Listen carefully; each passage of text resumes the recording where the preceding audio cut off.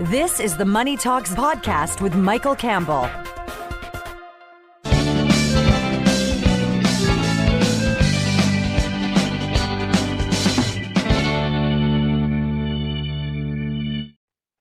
I'm glad you're with me. This election is about turning over more control to government, especially when it comes to the economy. And some people like the idea, others don't. But I got to say, given the track record, I don't know why anyone's comfortable with that idea. I'll talk about more about that in a moment. Plus, Michael Levy is going to join me in a moment to talk about why raising taxes on the banks and other financial institutions is going to cost you money, not them. Plus, the Trend Letter's Martin Straith says he's going to drop by to share his favorite stocks right now. Plus, Ozzie on the secret real estate report that is upsetting just about everyone who's seen it, plus a goofy and a shocking stat. But first, over the past couple of weeks and watching our retreat from Afghanistan and watching as well the retreat of the Americans, which every expert, with the exception of paid partisans, has called a debacle, a calamity, a disgrace. Well, I've been thinking about those politicians calling for more government control and intervention in the economy. I find it astounding to see people not fazed a bit by the profound incompetence on display and instead say, hey, give me more of it. I mean, we truly do get the government we deserve. Afghanistan, though, is just the latest illustration of government performance. Now, look, I appreciate that most Canadians approve of the government's handling of COVID-19, but I suspect that the dominant factor in forming their opinion is, well, they got a check in the mail from the government. You're going to have to forgive me, but I can't get past that, as the Auditor General pointed out, Public Health Canada actually failed to update their pandemic preparation plan in 2019. I mean, that was their job, and they didn't do it. Well, I can't give that a passing grade, not with 28,000 people dying. The result, though, was that the government and the country was totally unprepared. There was no border policy. There was no vaccine plan. There was no cost-benefit analysis on the impact of locking down the economy. It was all fly by the seat of our pants, which resulted in mistakes that cost lives, wasted billions of dollars. By the way, money that our children and their children are on the hook for. But even something as straightforward as ordering personal protective equipment like masks was botched. That started with the shocking revelation that Public Health Canada actually destroyed 8.9 million pieces of personal protective equipment, including masks, gloves, and medical gowns, just months before the pandemic, because the government agency didn't want to pay for storage. I mean, the problem was compounded by the fact that the government shipped hundreds of thousands of pieces of personal protective equipment to China in mid-February. That's 3 weeks after the first Canadian COVID case was confirmed on January 25th. And then to top it off, the government took 6 weeks to order new personal protective equipment after that first case was identified. With no vaccine plan in place, the government took the highly questionable step of making a deal with China that the Communist Party of China reneged on. And only after that deal fell through did it reach out to Pfizer or Moderna or J&J for a vaccine. But as I said, I do appreciate that most Canadians don't seem to mind as long as they got a check. But you know what? That's actually an insult to ignore the 28,000 Canadians who lost their lives and their families and friends who grieved them. This is Canada's Chief Health Officer, Theresa Tam. She stated in quotes, "What's etched in our collective memory is how we failed our most vulnerable people in our population, not just seniors, racialized population and women, and people in congregate crowded housing. The government failed to protect the elderly, which they stated from the outset was the number one goal. And yet the majority of Canadians say the government did a good job handling the pandemic without a plan for the border, securing vaccines, protecting the elderly. My goodness, we really do get the government we deserve. But back to Afghanistan. Canada left families, women, children behind to suffer the wrath of the Taliban, despite the numerous promises that we made as a country. What's clear is that the Canadian government and military were caught off guard. Dave Fraser, he's a former troop commander in Afghanistan, described the situation in Kabul as absolutely chaotic. As the National Post reports, Chris Eklund, he's the founder of the Canadian Heroes Foundation. Well, they tried to help 1,500 former support staff escape to Canada, but only about 100 managed to make it. Eklund stated in quotes, "The government's simply not interested in this. They never have been." Now, I can go on describing the tragedy of people who supported Canadian forces in Afghanistan and are reneging on promises to help them. But my point is that the government was ill-prepared, unable to carry out its duty. I mean, I could list other examples, like the failure to provide clean, safe drinking water in numerous First Nations communities, which represents decades of failed promises. I could point to the latest Commonwealth Fund rankings of healthcare systems in 11 rich, developed countries, where Canada ranked 10th out of 11, which is consistent with numerous other rankings of things like access to MRIs or the wait times for necessary medical procedures, or the fact that before the pandemic, as many as 50 to 60,000 Canadians a year had to leave the country for treatment. I mean, read any Auditor General's report, and you'll get several more significant examples, which begs the question: do you really want even more government intervention and control of the economy? Joe Biden puts it as reshaping the government's role in the economy. Prime Minister Trudeau says the government will, in quotes, reimagine capitalism. Well, there's no evidence that remotely suggests that they could do that efficiently or effectively. I mean, at some point, the government's track record has to factor into this. And if it does, the thought the government will be in charge of the economy should scare the heck out of you.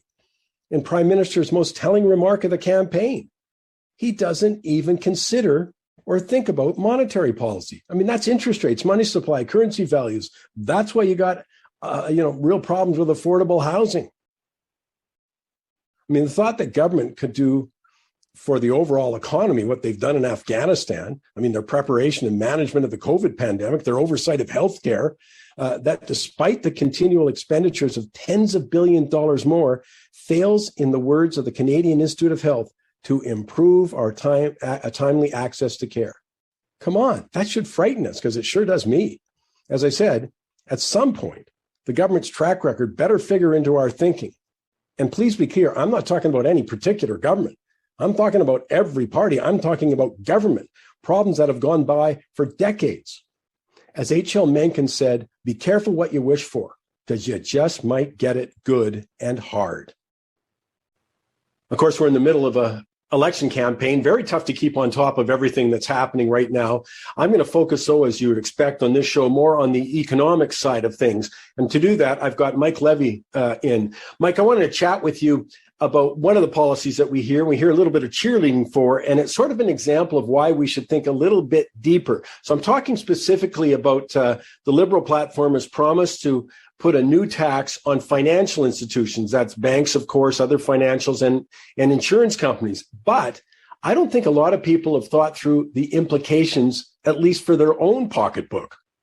Well, Mike, it's true. They've put out there as a policy, a platform to raise the current federal income tax rate from 15 to 18%.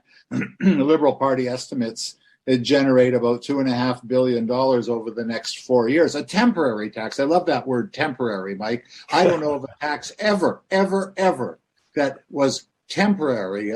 They may give you a little tax holiday for a month or something, but there is no such thing as temporary taxes. But the problem is the retail customers of the banks, you and I and everybody listening to this show, we're all retail customers of the banks. And the banks are not going to just let this go and let this raise in taxes impact their profits. They're just going to go ahead and find those profits in other places. And one of the main places they're going to find them is simply raise their fees and raise their interest rates in some cases when they can and pass it on to consumers. They're not going to take this passively. Well, and the other side I want to just bring up is, of course, if they didn't do that, then it's the shareholders who pay. But here's the key. Who are the shareholders? Well, virtually every working Canadian, because we own the big banks, all of them, and other financial institutions through our pension plan, namely the Canada Pension Plan, let alone if you have a workplace pension plan. You're one of the lucky people who has one of those. Well, of course, it's one of the main components when you look at Canadian pensions is to hold, some of the big five banks or maybe the prominent insurance companies. Well, that just lowers their profit. That means the stocks are less attractive. It means the value of the pension goes down. So you've got the double whammy. The one side you're saying, hey, if they do try and make up that revenue somewhere else, well, it's going to be higher fees. The other side is if they don't, well, shareholders get it between the eyes. And Mike, this isn't just our take on it, you and me talking about or reading some of the media here. And it is a common sense thing, but a report from Bloomberg Intelligence looking at a European central bank study. This is a European central bank study last year found that banks would either work that into borrowing rates, that's raise in taxes, or offered to customers, or raise fees. So it's not just me expounding it, but this is historically what happens. And this is a pretty significant study that was done. But the immediate impact, of course, we're going to see it in earnings. Of course, we're going to see it in dividends because the banks are not going to have the same reserves that they have, so they cannot pay out the same kind of dividends. But the immediate impact in a bump in mortgage rates, for instance, to recoup the lost profits to taxes would negatively affect affordability. And so if they've got to raise their rates either on consumer loans or bump up their mortgage rates, that makes things less affordable for the people that the Liberal platform is ostensibly trying to help. And retail banking would bear the brunt of the increase in fees. Make no doubt about that, because corporations have the ability to go shopping and to do things on a much larger scale than, let's say, you or I. So it's not going to impact the corporations that deal with the banks. It's going to impact the everyday person who deals with the banks. Well, that's the part we want at least to bring people's attention. Here's the bottom line, though. If it brings in, what, $1.5 to $2.5 billion, the money comes from somewhere. Does it come from shareholders? And again, reminding people, besides individuals owning shares in financial institutions, your pension plan does. Or do they make up that money through service fees? I think that's the key. But I think, Mike, it's an important lesson in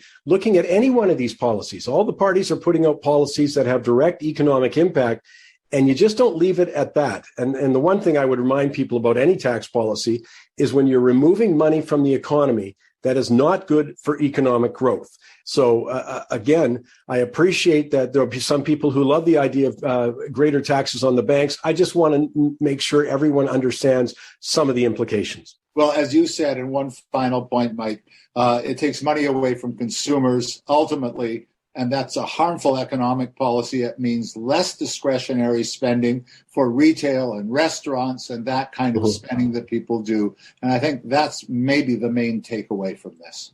Well, as I say, plus the shareholder side. Mike, thanks for taking the time. We'll do a lot more of this as we go in the next couple of weeks. Thanks, Mike.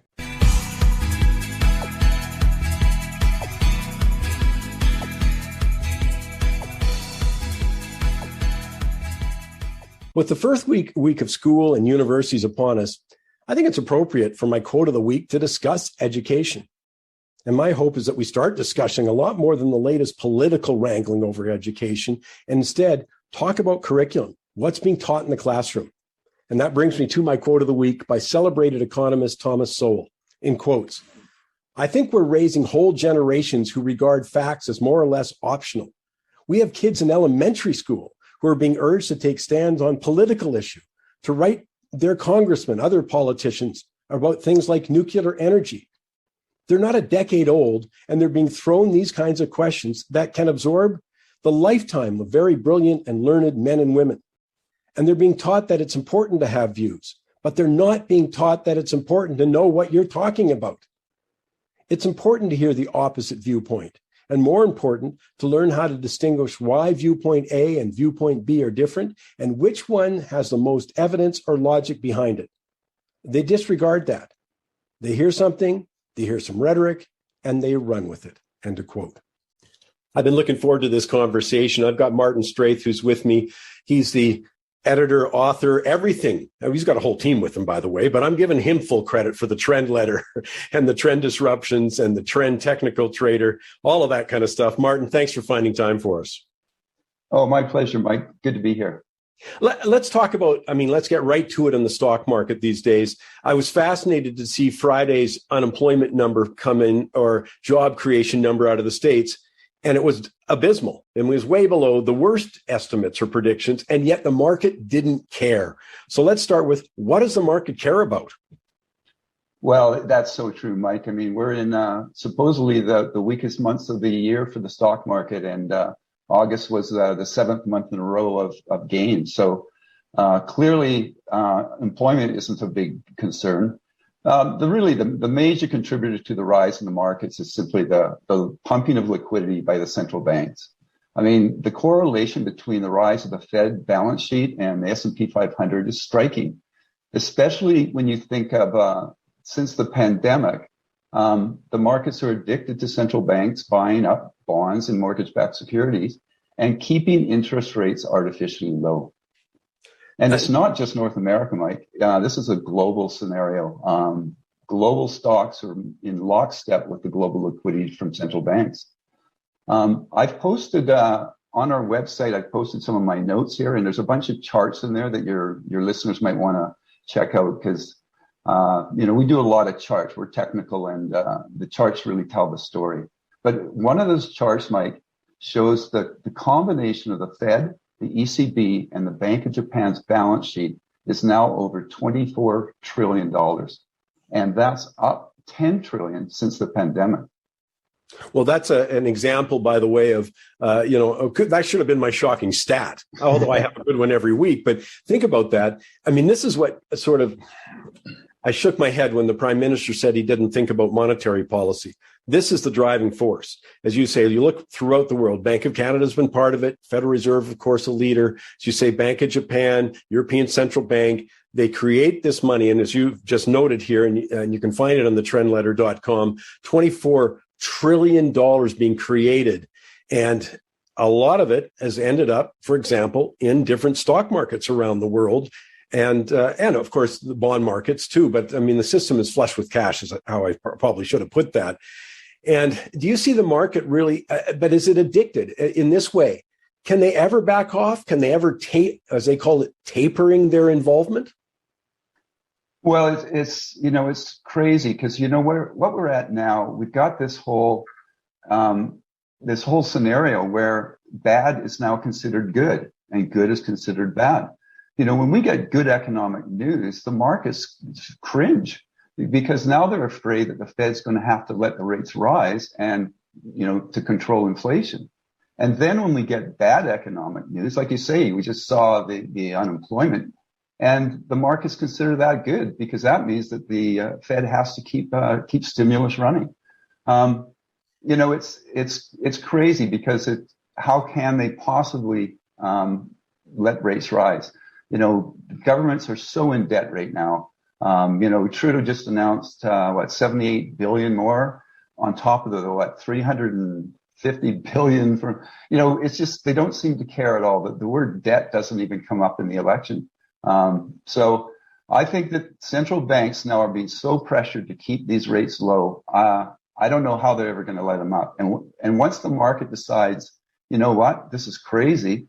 I'm not buying government bonds anymore. And if nobody else is buying them, at some point we're going to get a default, and then that's going to be contagion. And then we're going to see, whether it's Portugal or Spain or whoever, it's going to then the dominoes will start to fall. And that's when I think we're going to see some real issues happening.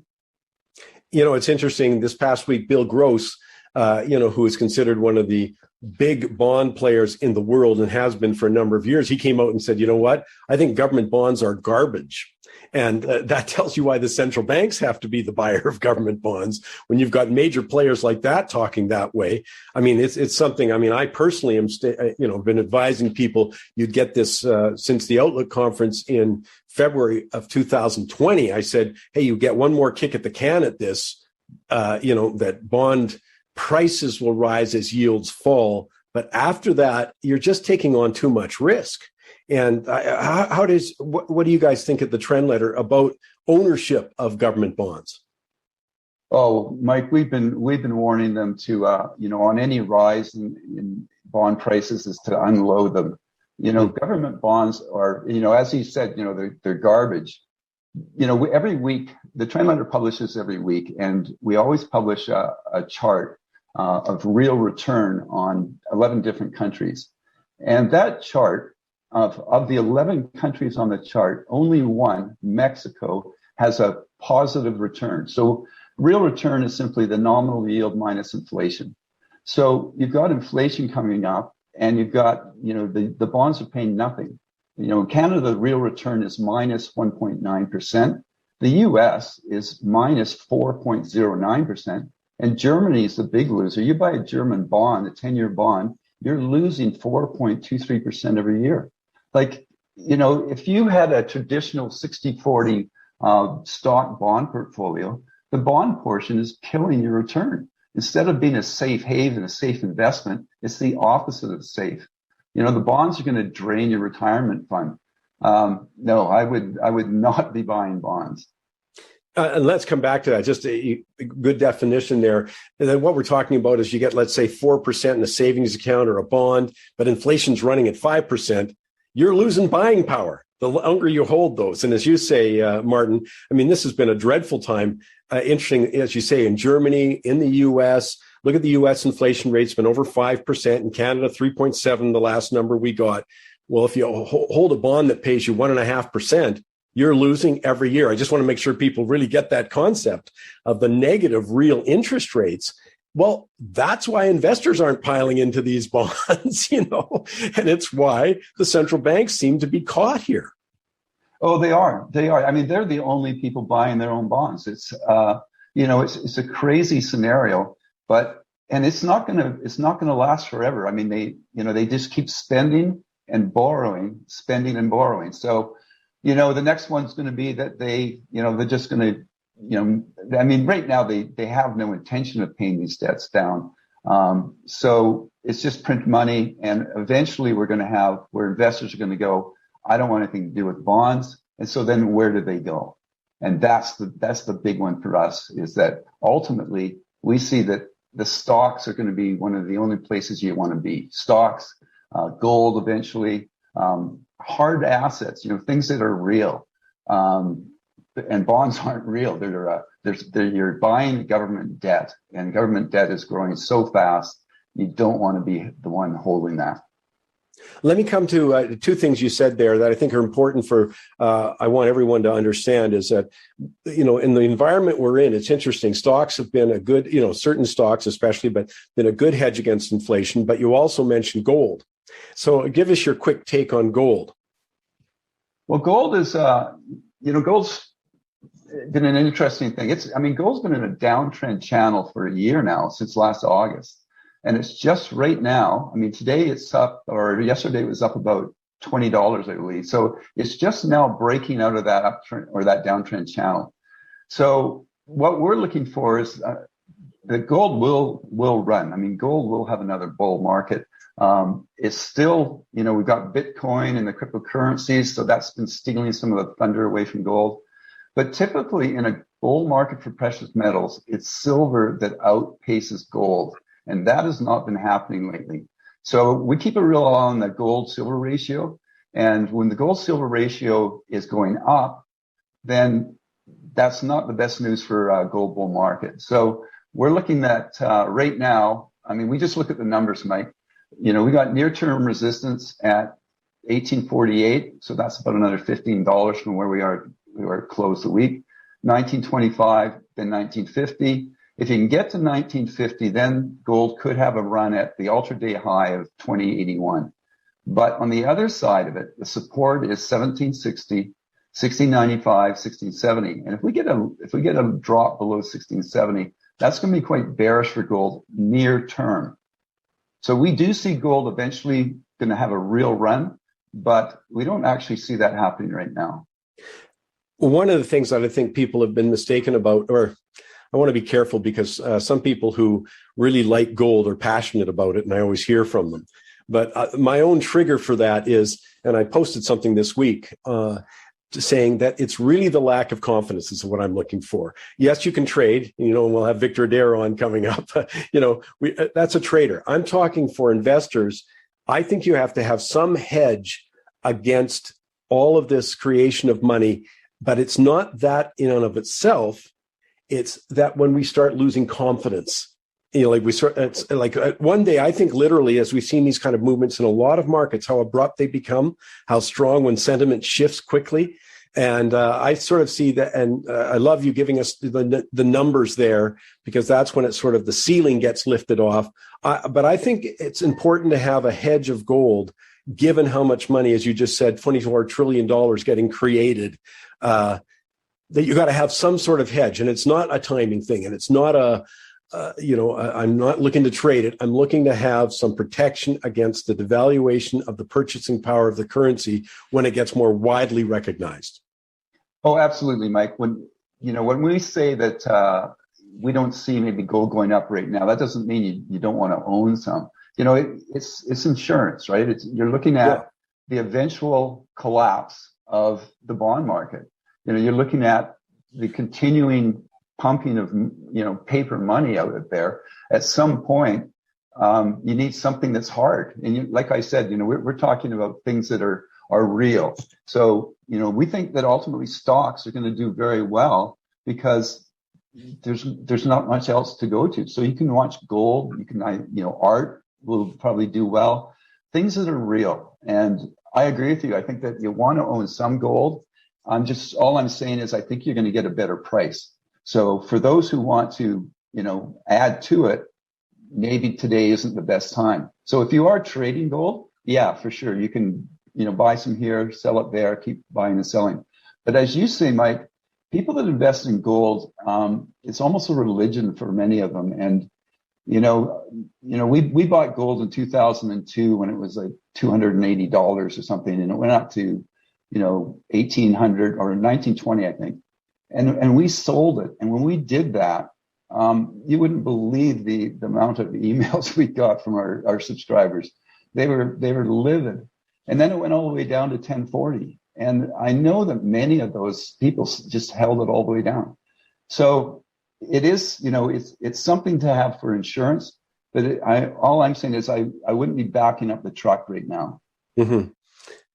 And as I say, there's a lot of emotion attached because for some people, it's an anti-government thing, that kind of stuff. And so other factors get involved. And I think actually our job is to sit there and say, if the government financial situation continues to erode, and I personally think it will, I don't want to put words in your mouth or anyone else's. I think we're going to see it as soon as next year.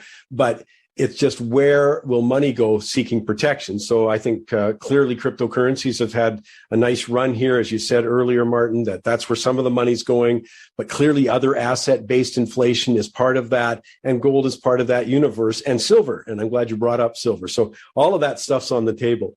Let me just change gears just for a second, because one of the services that you run that I really enjoy at the Trend Letter, you talk about trend disruptors.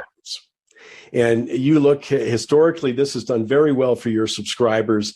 You look for changes in business. I don't want to, again, put words in your mouth, but big companies that are changing the way we do business. So I wasn't letting you get out of here without talking about a couple of those.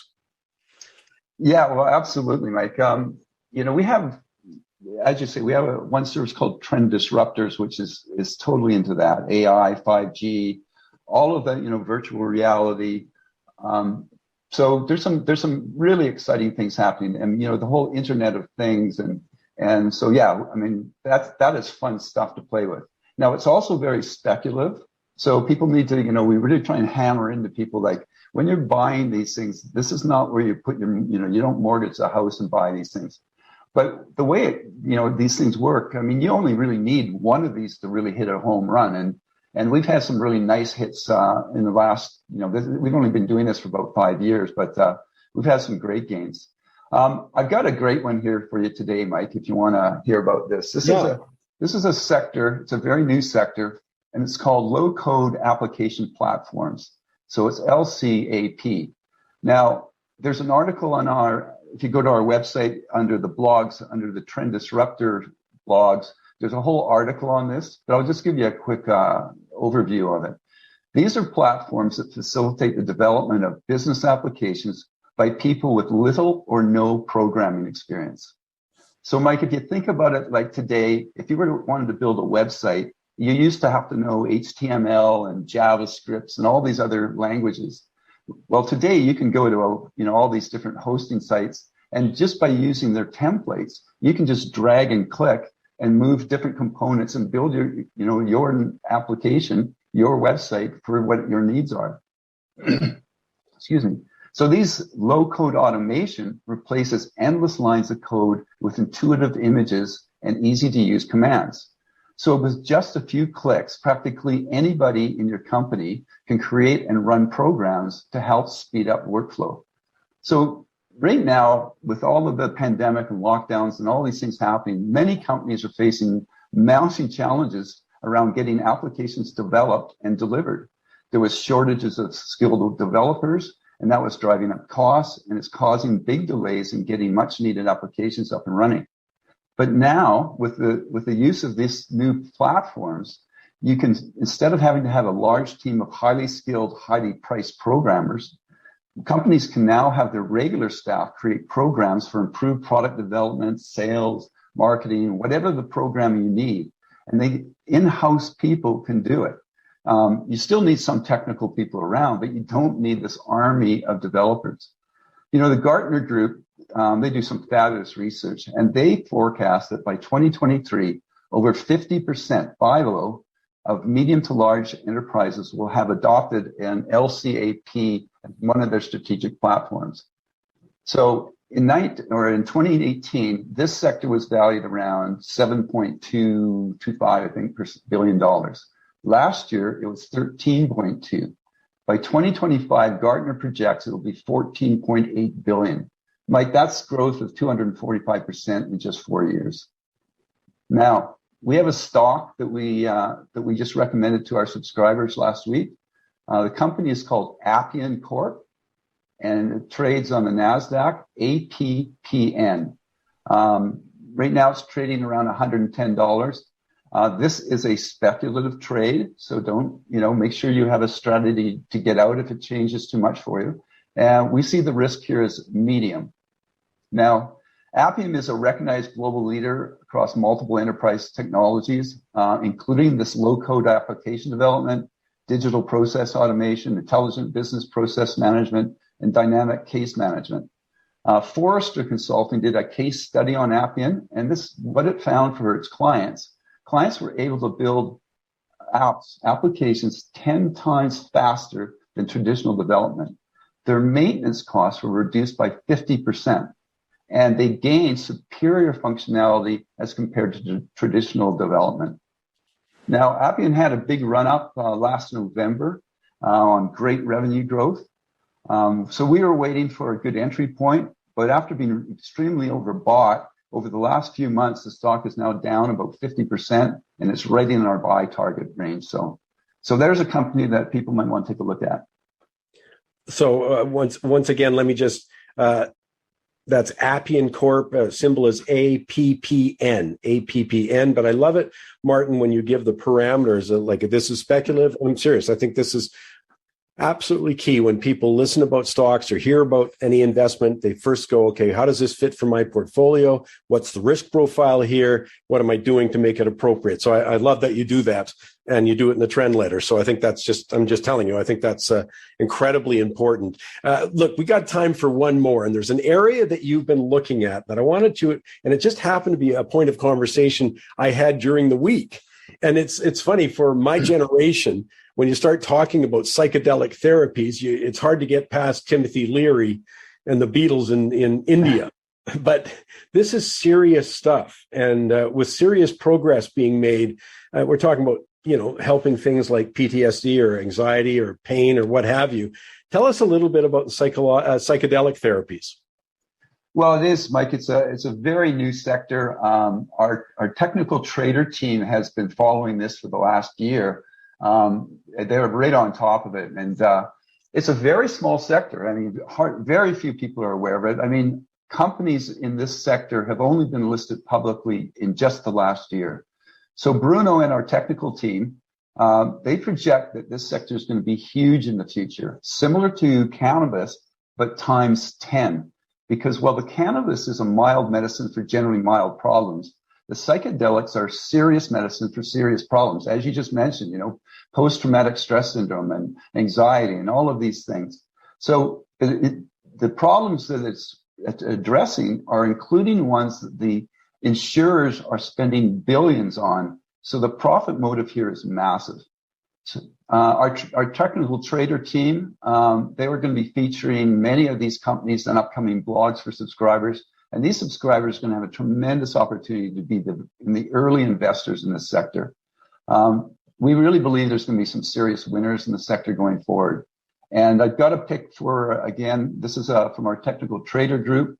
The company they like right now is called Atai Health Life Sciences. It also trades on the NASDAQ, and its symbol is ATAI. And the recent price is about $17, and we have a buy up to $19 recommendation. Again, Mike, speculative, risk is medium. Now, Atai just completed a recent IPO, and it's backed by famous investor Peter Thiel, who's, I'm sure most people would know that he was a co-founder of PayPal, founder of Palantir, Founders Group. I mean, he was the first outside investor in Facebook, and he's a huge proponent of the psychedelic therapies. Now, also ATI, one of the things that team likes about ATI is it doubles as a bit of an exchange-traded fund in that it has investments in the other companies in the space, most notably the other big player, which is Compass Pathways. Well, as I say, it's a fascinating area, and that's why I love your the trend letter, trend disruptors. But I also want to finish with this, Martin, and say a big thank you. As you know, I'm very heavily involved, as many of our audience have helped out with Special Olympics, and so have you at the Trend Letter. And I just want to say, first of all, thank you. And I want to let people know that we talked to Martin's staff, and they have a special on for Money Talks right now. So go to thetrendletter.com. But we're talking about significant discounts to their services, of which they'll also give $100 for every subscription to Special Olympics. So obviously I'm excited about that. But, Timers Digest, talked about the Trend Letter and in bonds and golds and so many different areas over the last years, and stock, of course. And I just talked about the Trend Disruptor, but every one of those has a special price for Money Talks listeners. And I want you to, give you an example of the Trend Letter itself. It's regularly $600. You can get it for $3.99 basically as a Money Talk special. But as I say, I'm much appreciative of Martin and his team putting $100 for every subscription over to Special Olympics. So we appreciate that. But there's combinations too, because there's the Trend Letter, there's the Technical Trader, there's Trend Disruptors, everyone giving recommendations in different areas, overall market view of the Trend Letter, et cetera. You've heard me talk about gold, bonds, and stocks today. So at any rate, I just want to say a big thank you to you, Martin, and invite people to go to the trendletter.com, trendletter.com. Well, kudos to you, Michael, and for Grant and Christine in your group. Great work. And Amanda and her team at Special Olympics, what a dynamite team.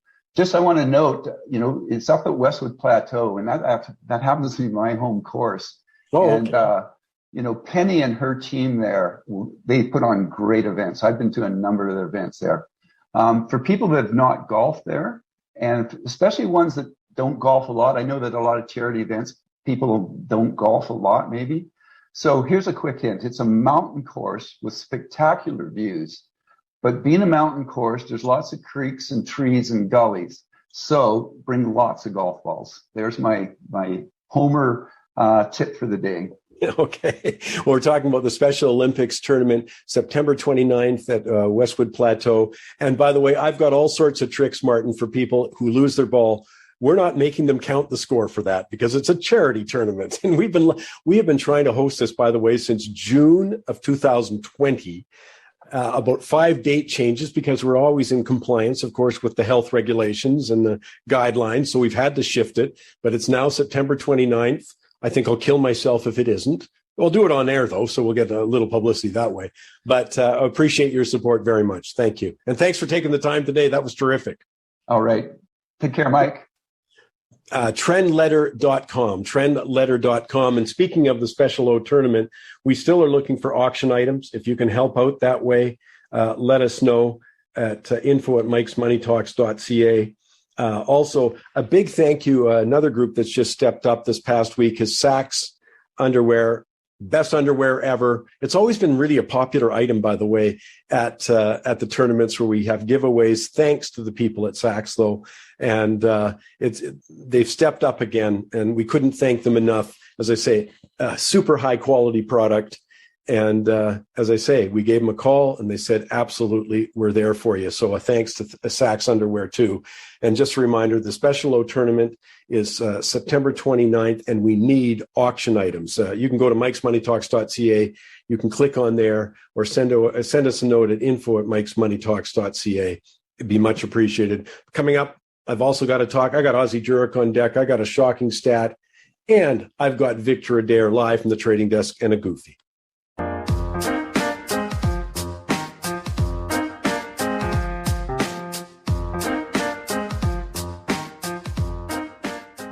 Time now for this week's shocking stat.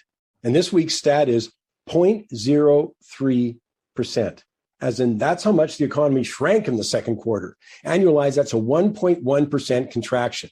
Now, it's shocking because the consensus of economists was for annualized growth of 2.5%. I mean, that's a huge miss, and one that could spell trouble as we go forward because the preliminary numbers for July is an even bigger contraction. And my personal shock, well, actually, it's my disappointment. I'm not surprised that during the campaign, specific policies to spur economic growth have rarely rated a mention, with two of the parties outlining policies that would severely damage economic growth if implemented. And just so you're clear, tax increases are always negative for the economy, whether they're levied on individuals or business income or investments, sales taxes, labor through payroll taxes, property, you name it. Always negative for the economy.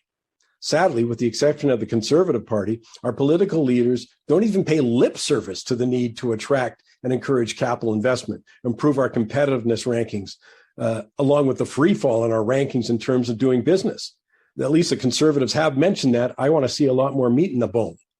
But all of which are necessary regardless of your political persuasion or your gender or your marital status, at least if you care about issues like poverty or your wages or government services, climate policies, jobs, charitable donations. All of these are helped by a stronger economy, and certainly not one that's contracting.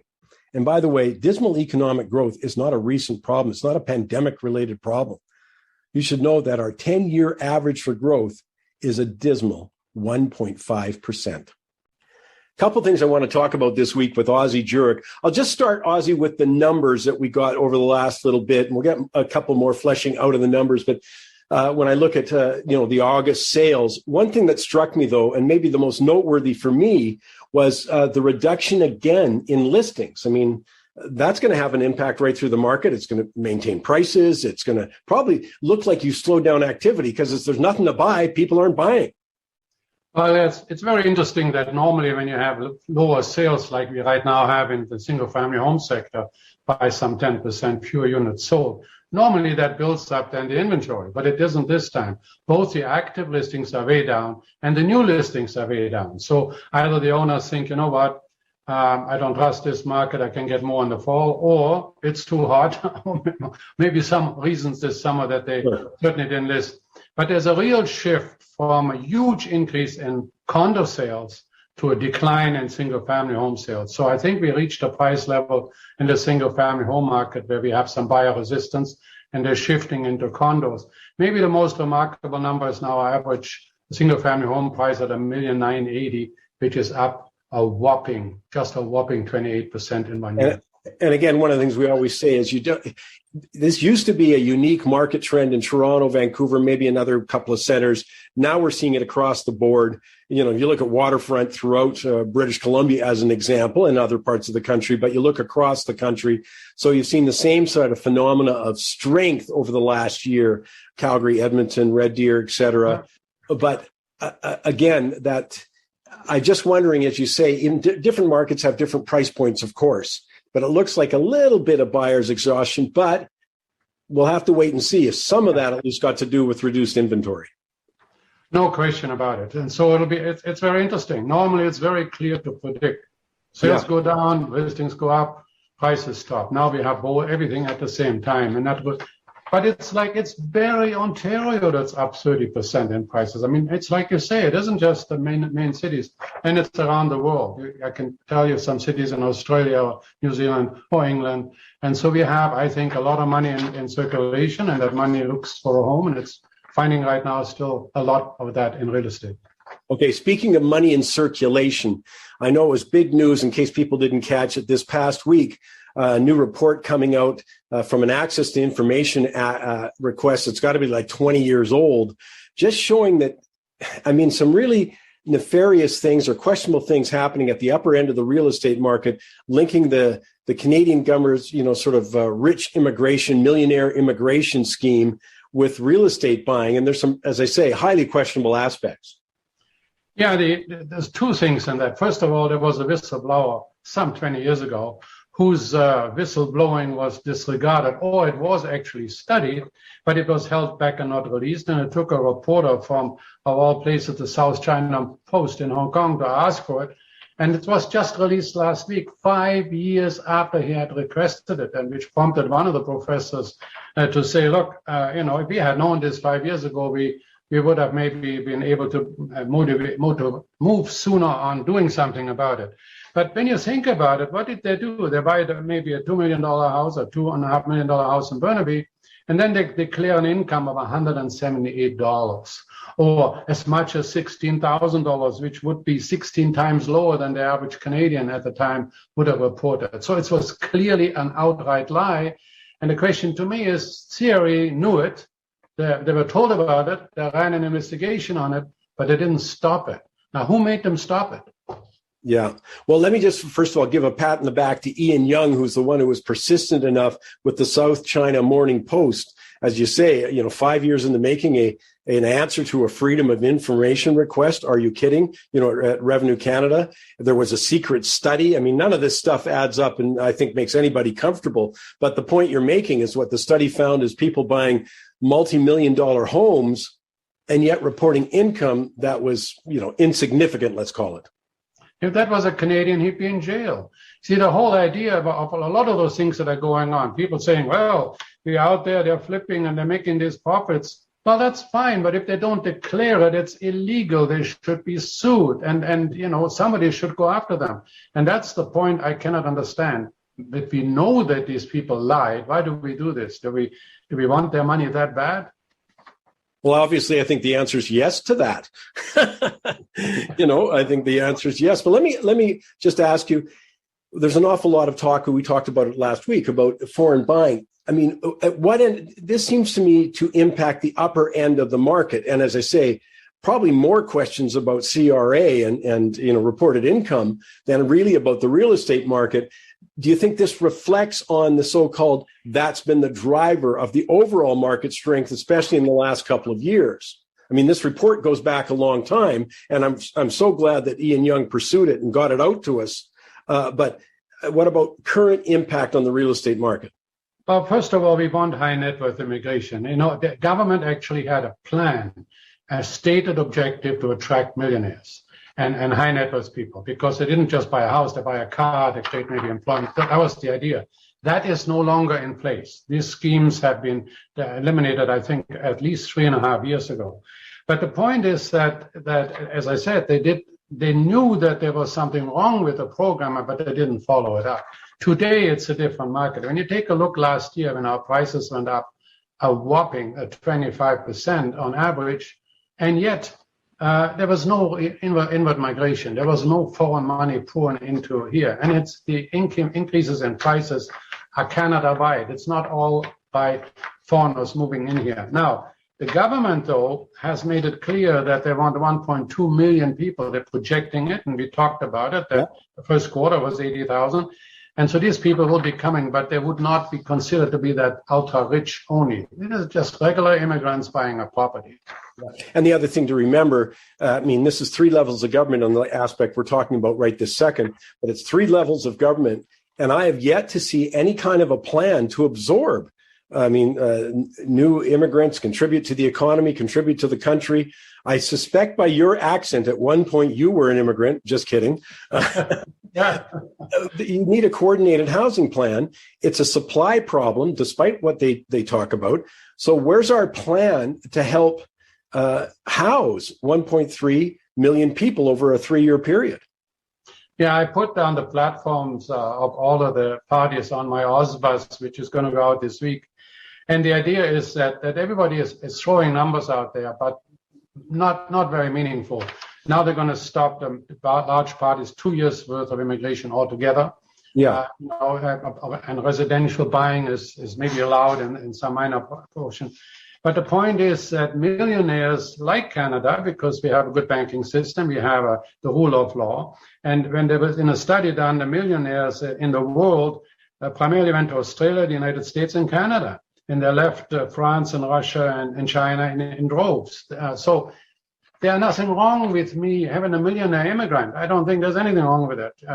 But what is wrong is if they declare the wrong income, that we don't pursue them. This it's mind-boggling. That's the part I don't get. But it's also clear that according to the Conference Board of Canada, that immigration will account for 100% of Canada's population growth by 2034. So we need the immigrants. We are an aging society. We need the people coming, but we should rule them better. And goodness gracious, we need to create more housing. Good stuff as always. And again, I'll just acknowledge Ian Young for the persistence getting the report to us from the South China Morning Post. Ozzie Jurek, go to ozbuzz.ca. He's reviewing the different platforms vis-a-vis real estate. ozbuzz.ca. Ozzie, chat next week. Thank you very much, Mike. And seeing that you mentioned that I was an immigrant, I've also been called the only Canadian that doesn't speak either one of the official languages. Well, we're glad you speak something here with us. I'll take a break. I'll come back. I'm going live to the trading desk, and I got a Goofy Award. Stay with us.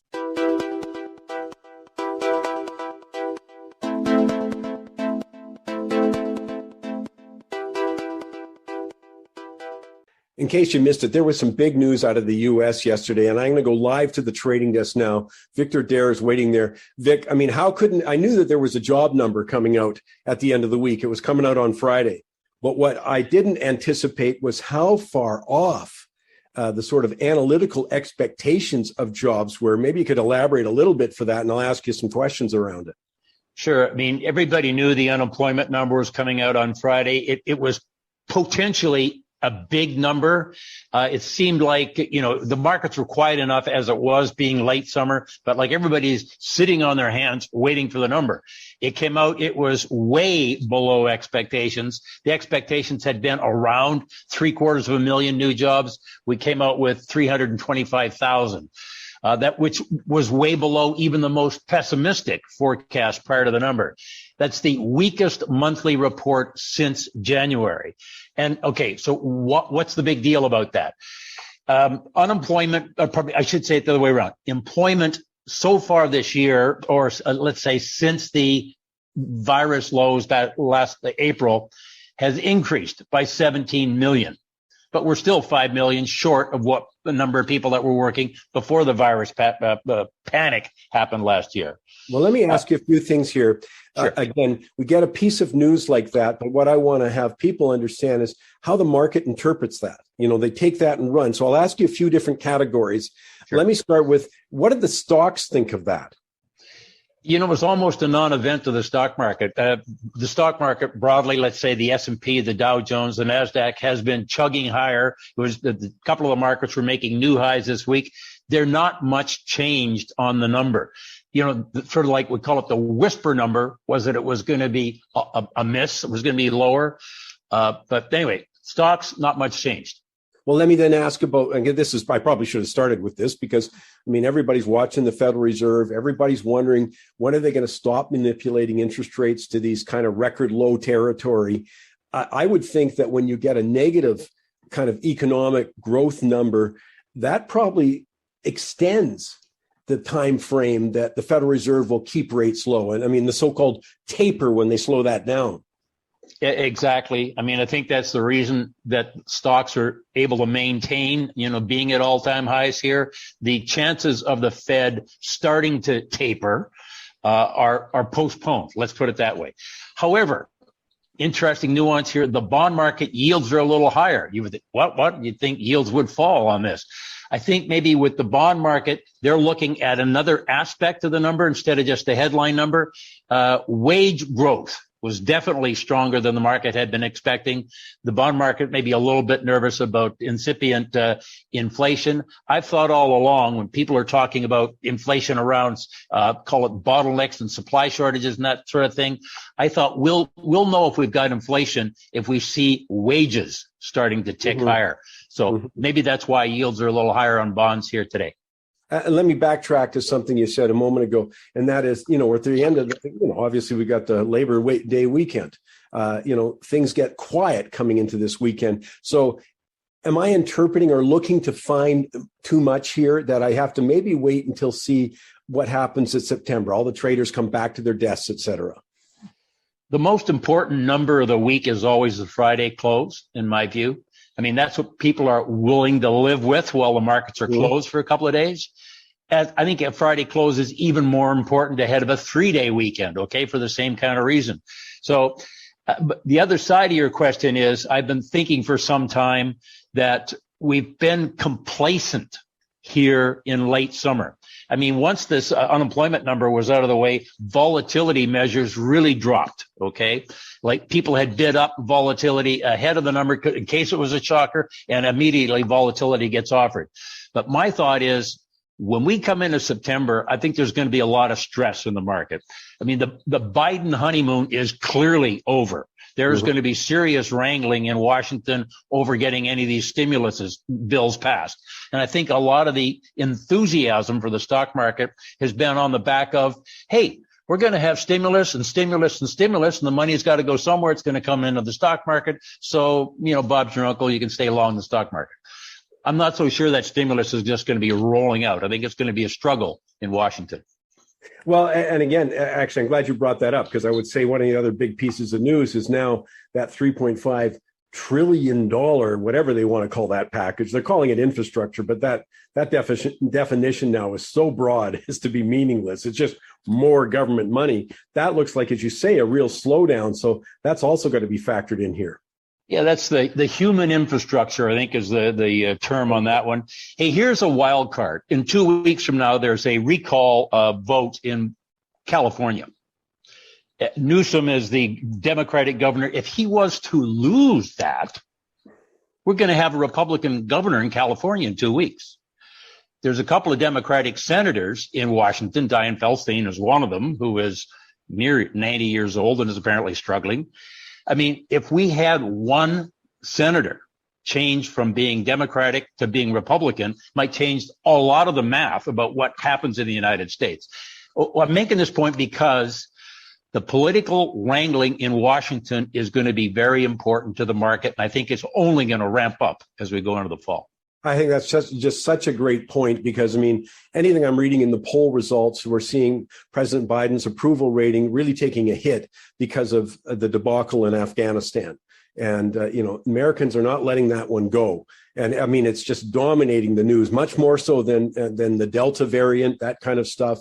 And obviously, the administration's spinning it hard, but it doesn't look like it's sticking. And that, boy, if they have any kind of an election in that, in the shorter term, because somebody passes away or what have you, is unable to fulfill their role, I think that could have a really dynamite impact, as you say, because, of course, 50-50 in the Senate and, the tie gets broken by the vice president. But, man, if that even shifts one vote, that's a big deal.